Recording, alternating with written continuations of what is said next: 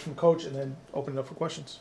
Sounds great. Yeah, well, first of all, I appreciate the Bryant administration and Jared and Phil for agreeing to play the game here on a Friday night, leading up to obviously the undercard of URI and PC. I think it should be a great weekend for college basketball in our state, and it happens to be in our city, in the city of Providence this weekend. Both games in the city of Providence. And just looking forward to an opportunity to get back out on the court and play better, an opportunity to be in front of our home fans. We've had a lot of travel lately, to LA and then down to the Bahamas. We've played some, since the last time we were in this building, we've played some very good opponents. And unfortunately, we've only won one game, but I think we're growing as a team. I think we're better than maybe our results would tell you.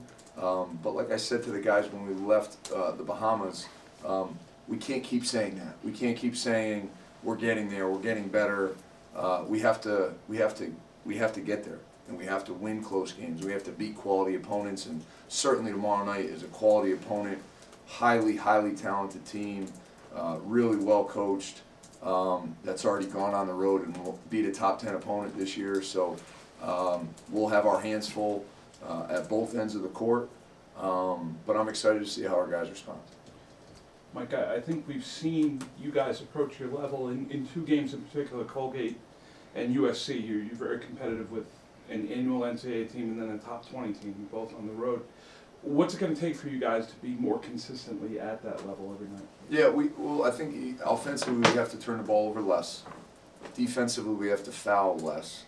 I think we can control those things. One of the things about our defense is that when you turn it over the way we've turned it over on offense, it's really hard to guard people in the open court in transition. So if we can cut down on some of those mistakes, I think that'll help our defense. And at the other end of the court, we were one of the best in the country last year at not fouling, and this year we're towards the bottom third. So only 8 games in, but that has to change. We pride ourselves on being a defense that is disruptive but also disciplined, and we haven't been as disruptive as we'd like to be, nor have we been as disciplined as we need to be defensively. So I would say it starts there. We have guys that I believe will continue to grow into the roles that they're in right now. Obviously, losing some of the guys we lost, means that some guys have to step into new roles, and I'm confident that will happen. I think we need to turn the ball over less, and we need to foul less, among other things. Do you feel like there's still some searching going on, or do you feel like you found some answers with the backcourt and some of the positions that you've been trying some guys out there? I think there's a lot that still needs to be determined and decided. Certainly we have a pretty good understanding of what we're going to get from Keno. His consistency as a scorer, I think already this year has been pretty impressive. I think Aaron Cooley is continuing to grow as a really good defender and a very capable offensive player and a very good rebounder. Felix and Chemo, and we've had AJ out there, we've had Malcolm out there, we've had Lindell, Sam's gotten some time. So I think we're still looking for the right combination on the perimeter, and even in the front court. Obviously Nana and Kalu have been the mainstays, but Malachi and Landon, I think continue to show what they're capable of. And when everybody plays their best game and what they're capable of playing, I think you'll see a team that can be pretty good. Hasn't been there consistently, and that's why we're at where we're at. But yes, to answer your question, we're still searching. We're still looking for the right combinations. But we see glimpses of it every day. In practice, we see glimpses in games, but glimpses aren't enough. We need consistency.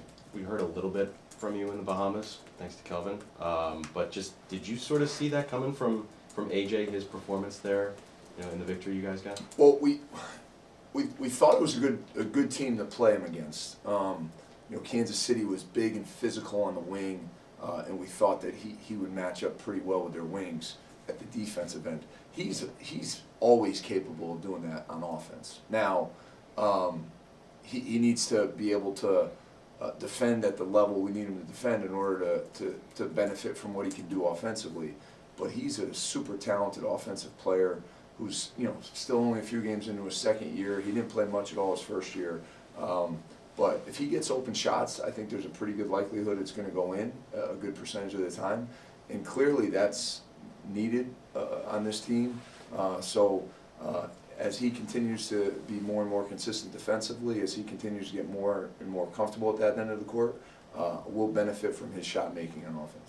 Coach, in terms of the offensive execution so far, you've had a lot of good looks at the rim. Some of them haven't gone. Are you satisfied with the offensive execution? Is it a matter of finishing more at the rim, finishing when you can at the free throw line, or do you feel like that could be better and needs to be better too? Yeah, I'd say it needs to be better. I think, you know, it's easy to say, you know, we ran great offense, we just missed shots and we missed free throws. You know, it's not where it needs to be for us to be the team we want to be. You know, I thought it helped a little bit. The last two games in the Bahamas, and our offensive efficiency was much better in those two games. We controlled the action a little bit more, you know, in terms of running more plays, executing better in the half court, not relying so much on transition and freelance. And it's kind of a similar story we talked about last year after a few struggles early, where we gave the guys a ton of freedom. We controlled the action a little bit more, and we grew as an offense. Now, if we can do that and not turn the ball over 18 times like we did against Ohio, now all of a sudden I think you have a really good offense and a defense that's hard to score against in the half court. We talk about it all the time as a staff. You can't be a great defensive team if you're constantly getting scored on in transition, right? So that, and again, that's been mostly because of our offense turning the ball over.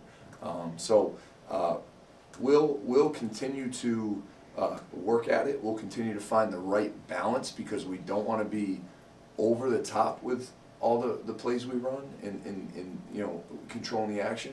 But I do think right now this team needs a little bit more of that, and that we can benefit from it. Can you talk about Brian a little bit? You saw what they're capable of when they go down to FAU and beat the 10th ranked team in the country.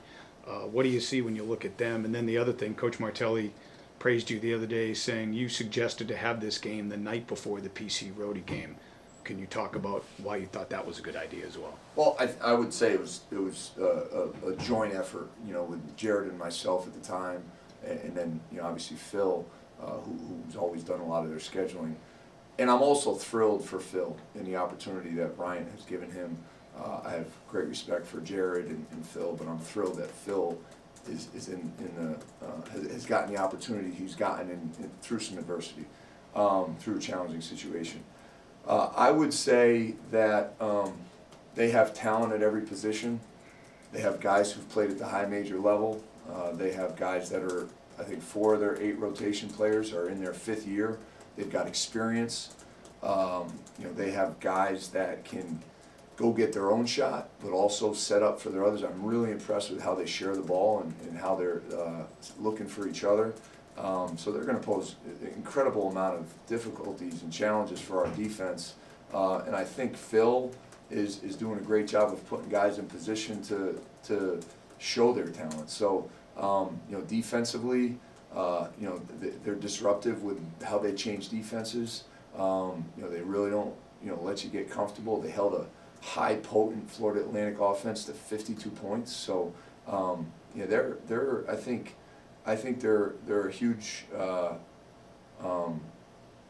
keep using the word challenge. They're just really hard to play against because of their talent and because of their schemes. Just sort of jumping off what Scott asked about, do you remember when the idea maybe came up of saying, hey, we should play that Friday night, you know, and have this be a full weekend here of hoops programs, you know, facing off in the state? Any idea when that came up and how it came about? Not specifically, Nick. I just know that traditionally the PC-URI game is the first Saturday of December, and I think they want to try to, I think they've even announced it and made it public recently that they want to, as long as it works for both sides, play the game that day. So why wouldn't we try to play the day before?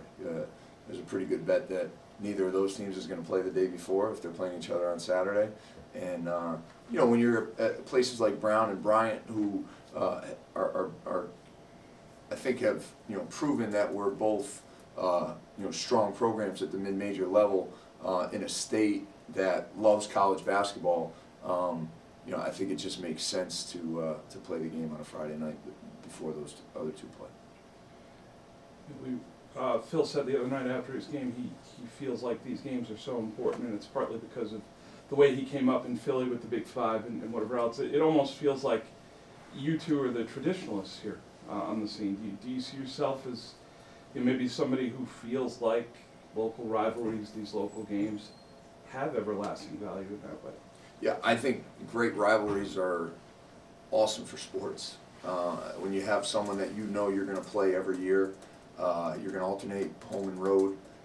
Fans on both sides respect the other, but really want to beat the other one. I think that's great for sports. It's great for college basketball. I believe, other than our Ivy League opponents, Bryant's the only team that we've played every year I've been the head coach. So we appreciate that. We value that.